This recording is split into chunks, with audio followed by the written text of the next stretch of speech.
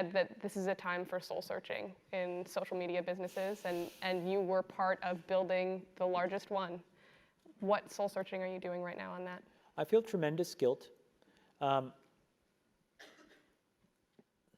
think we all knew in the back of our minds, even though we feigned this whole line of like, there probably aren't any really bad unintended consequences.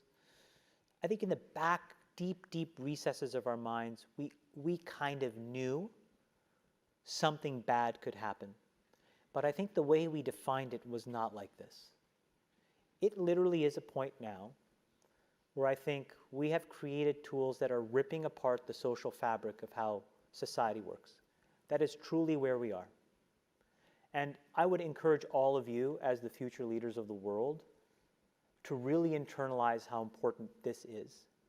If you feed the beast, that beast will destroy you. If you push back on it, we have a chance to control it and rein it in. And it is a point in time where people need to hard break from some of these tools and the things that you rely on. The short-term dopamine-driven feedback loops that we have created are destroying how society works. No civil discourse, no cooperation, misinformation, mistruth. And it's not an American problem. This is not about Russian ads. This is a global problem. So we are in a really bad state of affairs right now, in my opinion. It is eroding the core foundations of how people behave by and between each other. And I don't have a good solution. You know, my solution is I just don't use these tools anymore. I haven't for years. It's created huge tension with my friends, huge tensions in my social circles. If you look at, like, you know, my Facebook feed, I've posted maybe 2 times in 7 years. 3 times, 5 times. It's less than 10. And it's weird. I guess I kind of just innately didn't want to get programmed. And so I just tuned it out. But I didn't confront it. And now to see what's happening, it really bums me out. Like, think about, like, there were these examples where there was a hoax in WhatsApp where in some, like, village in India, people were, like, afraid that their kids were going to get kidnapped, etc. And then there were these lynchings that happened as a result, where people were like vigilante running around. They think they found the person, and I mean, seriously? Like, that's what we're dealing with. You know, imagine, like, when you take that to the extreme, where, you know, bad actors can now manipulate large swaths of people to do anything you want. It's a really bad state of affairs.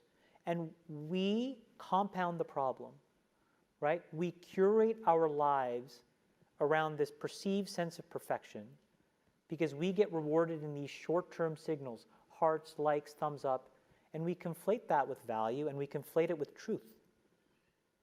And instead what it really is fake, brittle popularity that's short-term and that leaves you even more, and admit it, vacant and empty before you did it. Because then it forces you into this vicious cycle where you're like, what's the next thing I need to do now? Because I need it back. Think about that compounded by 2 billion people.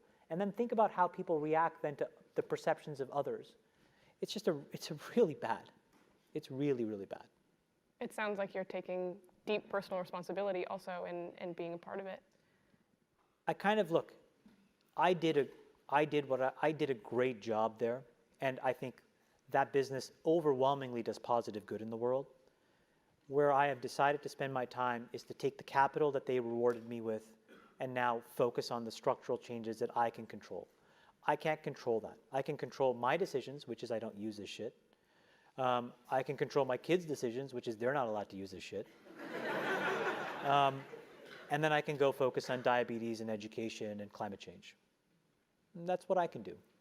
But everybody else has to soul search a little bit more about what you're willing to do, because your behaviors, you don't realize it, but you are being programmed. It was unintentional, but now you got to decide how much you're willing to give up, how much of your intellectual independence. And don't think, oh yeah, not me, I'm fucking genius, I'm at Stanford. you're probably the most likely to fucking fall for it. Because you were fucking checkboxing your whole goddamn life. No offense, guys. None taken.